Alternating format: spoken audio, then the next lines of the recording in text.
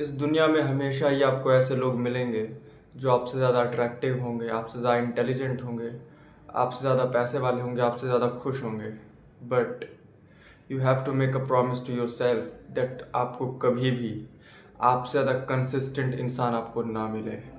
अपनी लाइफ में किसी भी एक चीज़ को लेके, किसी भी एक चीज़ को लेके एटलीस्ट इतने कंसिस्टेंट तो हो ही जाओ कि आप 24 घंटे में कम से कम 1 घंटा उस चीज़ को ज़रूर दो, और उस चीज़ को इतनी इंटेंसिटी, इतनी कंसिस्टेंसी के साथ करो कि अगर आप दुनिया में खोजने भी बैठो तो आपको आपसे ज़्यादा कंसिस्टेंट इंसान ना मिले।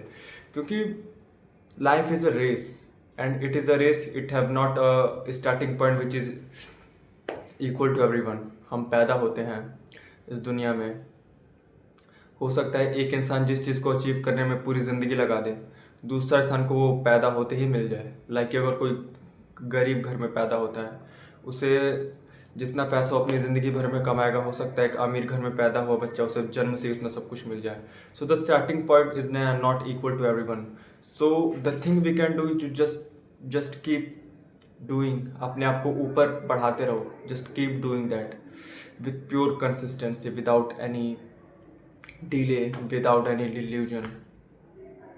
कंसिस्टेंसी इज अ थिंग जो कि आपको पैसों से नहीं मिलती, and that's why it is very brutal thing to achieve.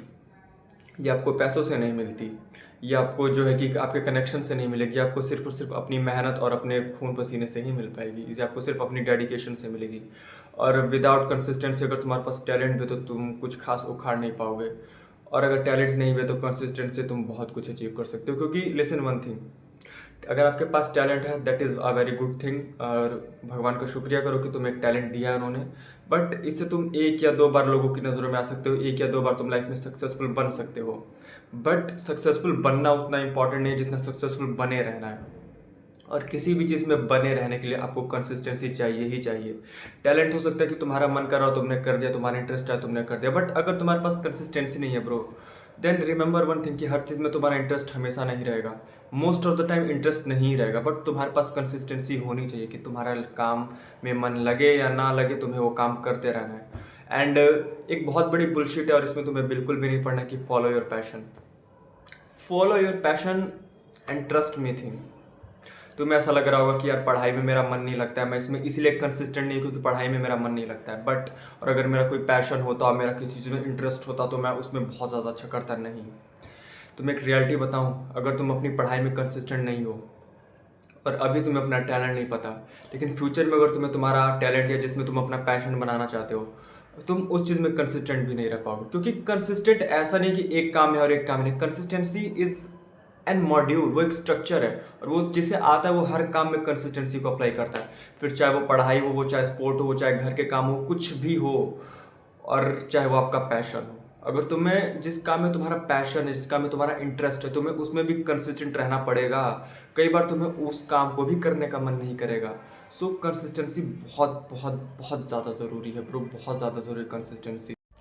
And देखा जाए तो consistency is what actual consistency is the thing which is actually called the masculinity.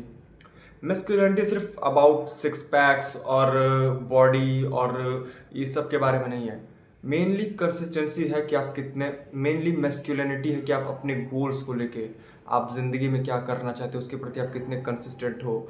आप अपनी क्या बुरी से बुरी हालत में भी अपने पैशन को, जो काम आप करना चाहते हो, क्या उसे करोगे, क्या उसके लिए काम करोगे जब आपको पता हो कि दूर दूर तक कोई रास्ता नहीं दिख रहा, कोई सक्सेस नहीं दिख रही, लेकिन क्या फिर भी आप अपने काम को करते रहोगे। That is the thing, that is the real masculinity I think. वो माइंड सेट की जस्ट आगे बढ़ते रहना, आगे बढ़ते रहना हर हालात में।